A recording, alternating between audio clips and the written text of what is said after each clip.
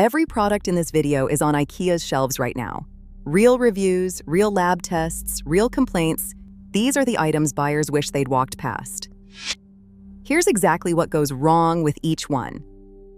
Liberget. Nightstand, $39.99. The Liberget is a $40 nightstand with one job: hold your things and let you access them. It currently sits at around 3.3 stars, and the recurring complaint is remarkable in its simplicity. The drawer won't open. Not the drawer is stiff, not the drawer squeaks. The drawer will not open.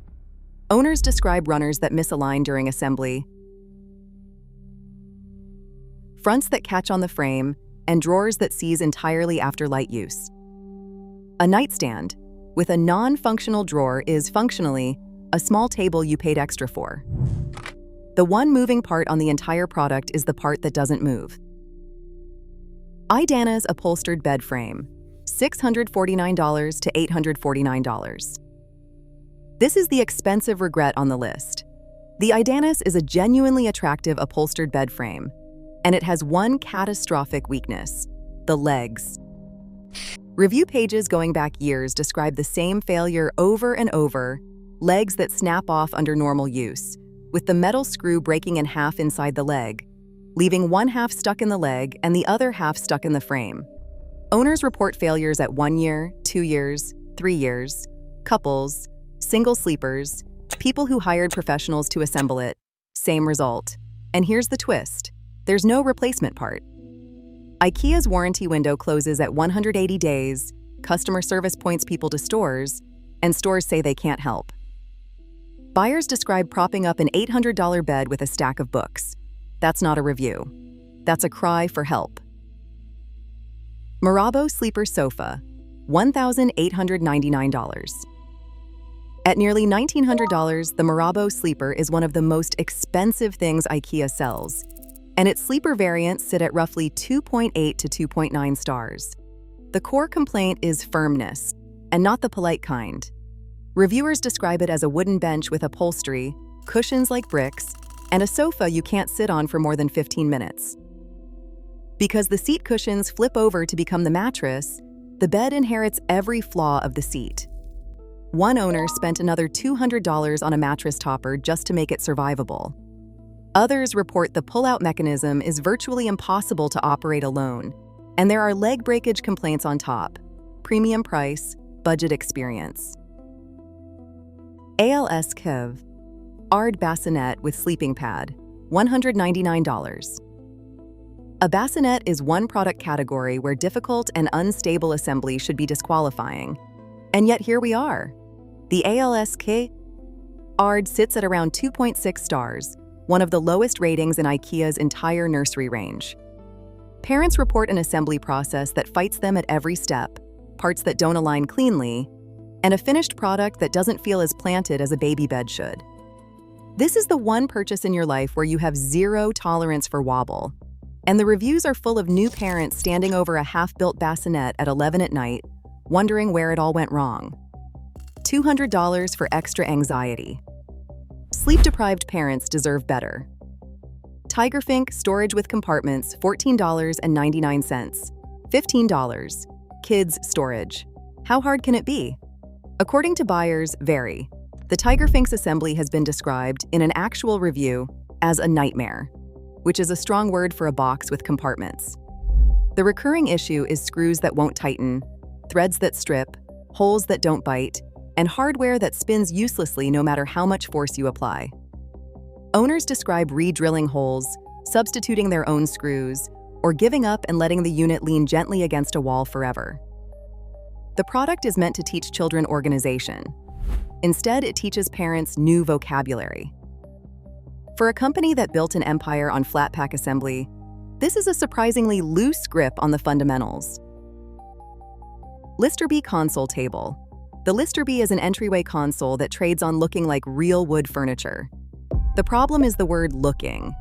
The surface is veneer, and owners report it peeling at the leg-to-top joint after limited use. Exactly the spot that takes stress every time the table is nudged, moved, or leaned on. Once veneer starts lifting, there's no elegant fix. You can glue it, clamp it, and pray, but the seam is visible forever and it keeps creeping. A console table exists to make your entrance look put together. A console table with peeling skin at every joint does the opposite. It's the first thing guests see when they walk in, quietly delaminating. Lac Shelf and Table Series. The Lac has been around for decades. It costs almost nothing, and buyers consistently describe it the same way. Flimsy particle board that feels temporary. That's because it mostly is. Lac products use a hollow board-on-frame construction, which is a lattice of cardboard-like material inside a thin shell. It's genuinely clever engineering for the price, but it means the shelf flexes under real weight, the corners chip if you look at them wrong, and moving house with Lac furniture is a coin flip.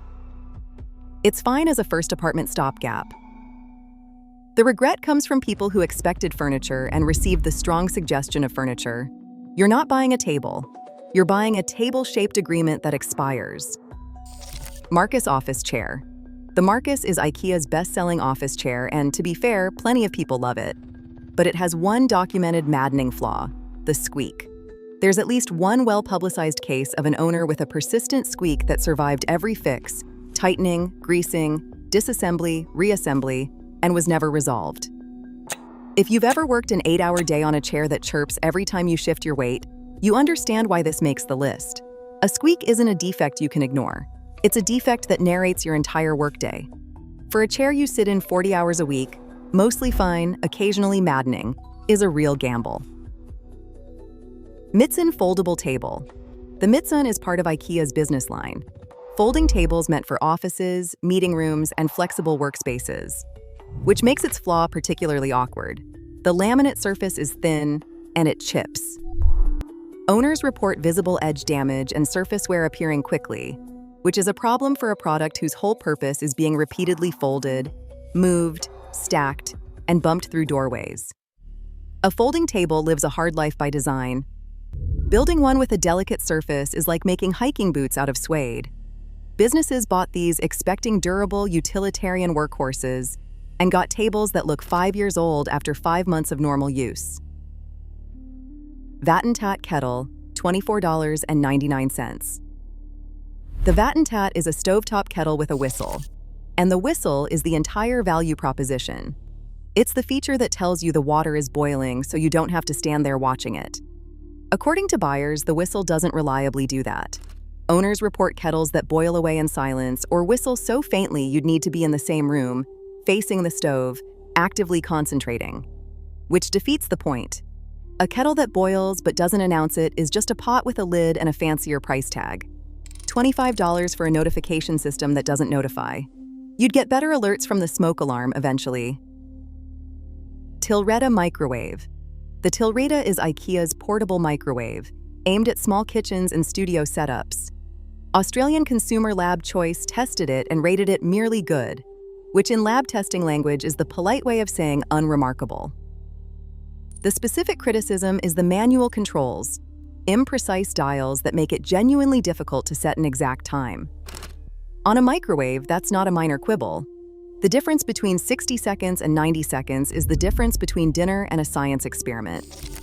Buyers describe guessing at settings, overshooting cook times, and generally negotiating with the dial like it's a stubborn shower tap. It heats food, it just won't tell you for how long. IKEA's budget Bluetooth speakers. IKEA has been pushing into home audio for years, and the results, according to Choice Lab testing, are consistently underwhelming. Even the newer models, priced between $99 and $249, cluster in the 50 to 60% score range, which in audio testing terms is the zone marked exists. That's not one bad product, it's a pattern across the lineup. At the $200 mark, buyers are comparing these directly against Sonos, JBL, and Bose, all of which routinely test significantly higher. The regret here isn't that the speakers are broken. It's that for the same money, almost anything else sounds better. And the buyer usually finds this out after the return window feels like too much hassle. IKEA's budget mattresses. Choice also lab-tested IKEA's budget mattress range, and 3 out of the 7 tested rated only okay overall, not good, not recommended, just okay. A mattress is arguably the single highest stakes purchase in your home. You spend a third of your life on it, and it directly affects the other two-thirds. An okay mattress means mediocre support scores, mediocre durability projections, and a very real chance you're waking up slightly worse every day for the next 8 years. The price is tempting, and that's exactly the trap. Buyers save $200 at checkout and then pay it back in increments, one stiff lower back at a time. Koppla phone charger. The Koppla is IKEA's ultra-cheap USB charger, and reviewers have flagged it as an actual risk, not just a disappointment. The concerns cited are fire risk and device damage, which are two phrases you never want in the same sentence as the thing plugged into the wall next to your bed all night. Cheap chargers cut costs on internal components, voltage regulation, surge protection, thermal management, and those are precisely the parts that keep your $1,000 phone from being slow-cooked while you sleep. Saving a few dollars on the charger to endanger the phone it charges is a very specific kind of false economy. Some products are cheap. This one is cheap at your expense. Kajplats LED Smart Bulb, $6. New for 2026, the Kajplats is a $6 smart bulb, and its review section is already carrying dozens of 1- and 2-star ratings. The complaints split into two camps. Camp 1, the bulb refuses to connect to IKEA's own Dirigera smart home hub, which is impressive, given both products are made by the same company and had exactly one job to do together. Camp 2, bulbs that arrive dead on arrival, meaning the smart bulb's first and only smart decision was to not turn on at all. A smart bulb that can't pair is just a regular bulb with a subscription to disappointment. At $6, buyers are gambling, and a lot of them are losing. Salvent ceiling lamp, $39.99. The Salvent is a limited edition ceiling lamp with a built-in LED, and built-in is doing some very heavy lifting in that sentence. The LED cannot be replaced. When it dies, the entire fixture dies with it, and you unscrew a perfectly good-looking lamp from your ceiling and put it in the bin. LEDs last a long time, sure, but not forever, and cheap driver electronics tend to fail well before the diodes do. So buyers are purchasing a $40 lamp with a hidden expiry date from a company that spends millions marketing its sustainability credentials. A disposable ceiling light is a bold interpretation of designed for circularity. Nodmastled portable lamp, $11.99. The Nodmast is a $12 rechargeable portable lamp, and across hundreds of reviews it averages around 3 stars, with the failures overwhelmingly pointing at one thing: the battery. Owners report lamps that won't hold a charge, drain within a fraction of the advertised runtime, or slowly lose capacity until they need to live permanently on the charger, which is a problem, because a portable lamp that must stay plugged in is just a lamp, a worse one, with a battery inside adding nothing but weight. The entire premise of the product is untethered light. Take the battery reliability away and you've bought a nightlight with commitment issues.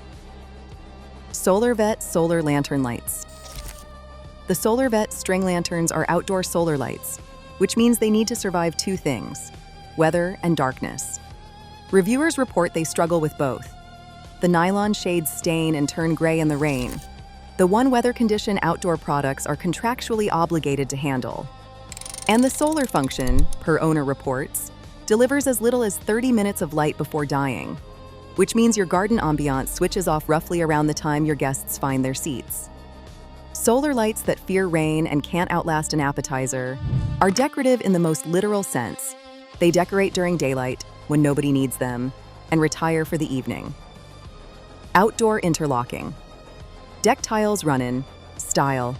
IKEA's snap-together outdoor deck tiles are a brilliant idea for renters.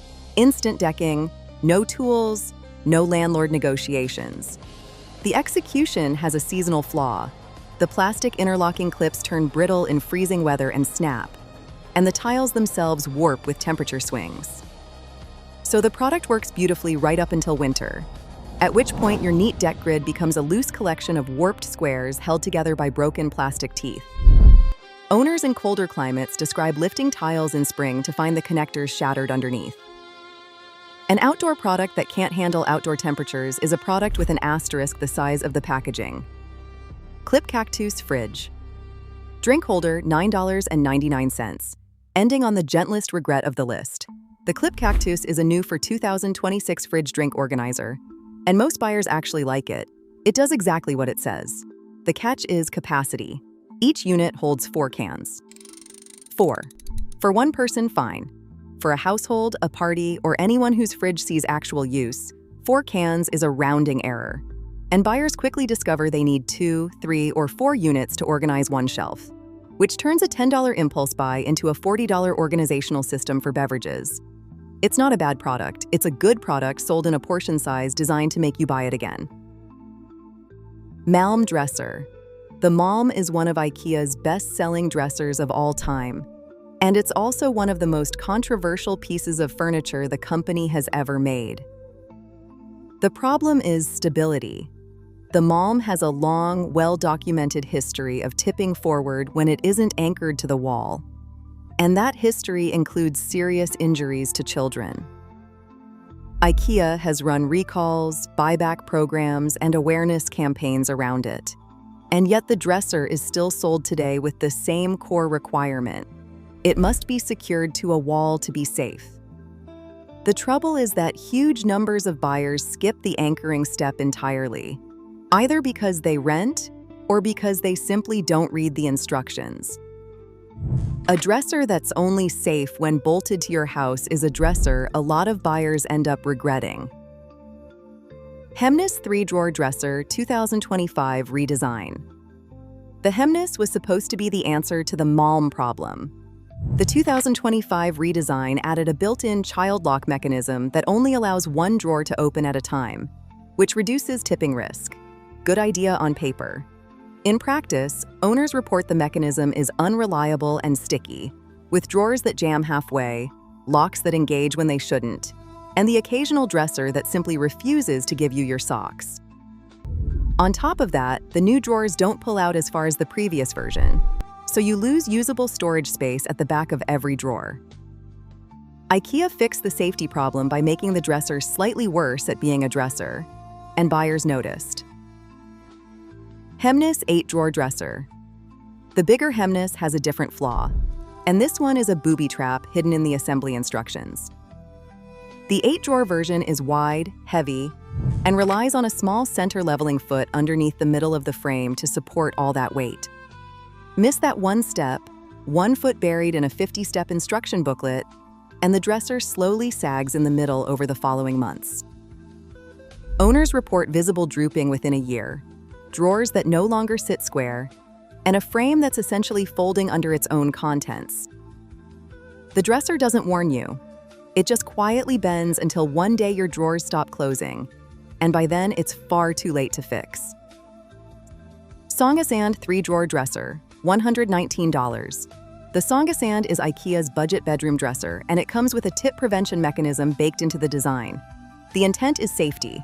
The result is a dresser whose drawers physically will not open all the way. Owners report reaching into the drawer at an angle, blindly patting around the back section like they're searching for their keys in the dark, because the drawer stops short of full extension by design. If you have small children, that's a reasonable trade. If you're a single adult who just wants to see all of your t-shirts at once, you've paid $119 for a dresser that's actively hiding part of itself from you. If your IKEA trips keep ending in regret, watch this next 30 finds in IKEA that make your house look expensive. That video is on your screen now.